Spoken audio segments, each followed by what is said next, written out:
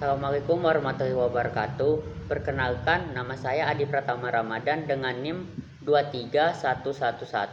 2311102436021. Di sini saya akan menjelaskan apa itu struktur pasar.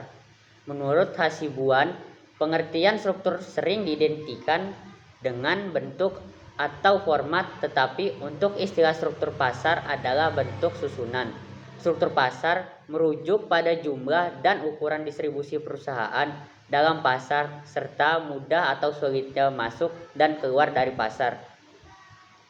Struktur pasar menjadi ukuran penting dalam mengamati variasi perilaku dan kinerja industri karena secara strategis dapat mempengaruhi kondisi persaingan secara tingkat, harga, barang atau jasa. Pengaruh itu akhirnya sampai pada kesejahteraan masyarakat atau social welfare. Hasibuan menjelaskan pula bahwa dalam struktur pasar terdapat elemen-elemen yang menjelaskan pasar, konsentrasi, dan hambatan untuk masuk atau barrier entry. Contoh dari struktur pasar sendiri adalah pasar monopoli.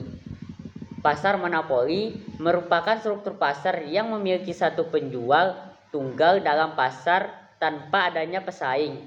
Harga produk monopoli akan tetap bertahan dan permintaan tidak akan turun meskipun harga produk lain turun.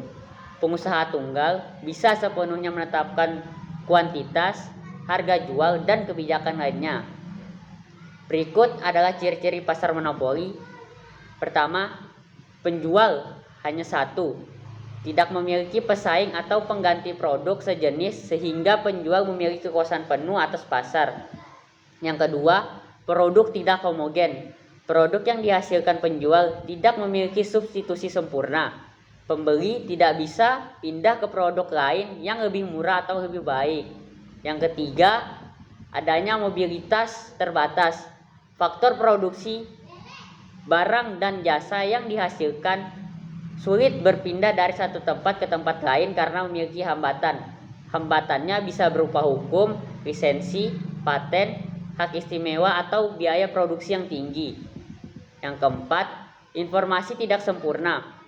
Penjual monopoli memiliki informasi lebih banyak dari pembeli seperti tentang kualitas, harga, ketersediaan produk di pasar. Penjual monopoli bisa memanipulasi informasi atau menipu untuk menguntungkan dirinya sendiri. Dan yang terakhir, adanya campur tangan pemerintah. Ada campur tangan pemerintah dalam menetapkan harga atau mengatur produksi di pasar monopoli untuk melindungi kepentingan masyarakat atau konsumen. Pemerintah bisa memberikan izin khusus kepada penjual monopoli untuk menjalankan usaha. Pasar monopoli biasanya terjadi karena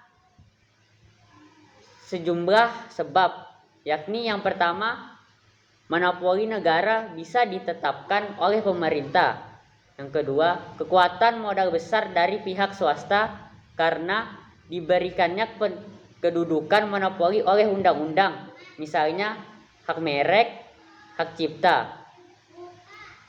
Karena keterbatasan pasar atau pasar tidak diminati oleh pelaku usaha lain. Secara historis, hanya ada satu produsen dalam industri.